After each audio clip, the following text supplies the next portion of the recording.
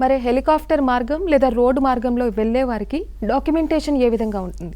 Yes అమ్మ, యాక్చువల్గా కైలాష్ మానసరోవర్ యాత్ర అనగానే భౌగోళికంగా ఒకప్పుడు మన భరతవర్షం, మన భరతఖండం, మన జంబూద్వీపంలో ఉన్నప్పటికీ కూడా ఆ తర్వాత కాలక్రమేణా టిబెట్కి మన యొక్క ప్రాంతం వెళ్ళిపోవడము, ఆ టిబెట్ నవ్వు ఇప్పుడు చైనా వారి యొక్క ఆధీనంలో ఉండడం వల్ల ఇక్కడ నుండి నేపాల్ నుండి Tibet which is occupied by China, ఇలా ఇన్ని దేశాలతో కూడినటువంటి ఒక యాత్రగా మారిపోయినటువంటి తరుణంలో మనం ఇక్కడ నుండి కైలాస యాత్ర చేయాలి అంటే ఒకటి పర్మిట్, రెండోది వీసా, దాంతోపాటు డాక్యుమెంటేషన్ ప్రాసెస్, ఇవన్నీ కూడినటువంటి సుదీర్ఘమైనటువంటి ఒక వాతావరణం ఉంటుంది. ఖచ్చితంగా కైలాస యాత్ర మనం ప్రత్యక్షంగా ఇటు యమద్వార్ వరకు వెళ్ళి పరిక్రమ కూడా చేసి తిరిగి మనం మానసరోవరంలో స్నానమాచరించి రావడానికి కావాల్సినటువంటి వాటిలో ఇందాక చెప్పినట్టుగా 72 గంటల్లో కైలాస యాత్రలో వెళ్ళొచ్చినట్టుగా కేవలం ఒక ఆధార్ కార్డుతో వెళ్ళేటువంటి యాత్ర కాదు.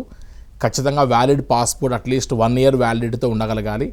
అదేవిధంగా మనం ఈ యొక్క ఫార్మాలిటీస్ అన్నిటికీ ఒక 3 to 4 months ముందే మనం కైలాస యాత్రకు కావాల్సిన డాక్యుమెంటేషన్స్ సబ్మిట్ చేసి మనం చైనీస్ వీసా అండ్ పర్మిట్కి కూడా అప్లై చేసి మనం యాత్ర చేయవలసి వస్తుందమ్మా. ఓకే.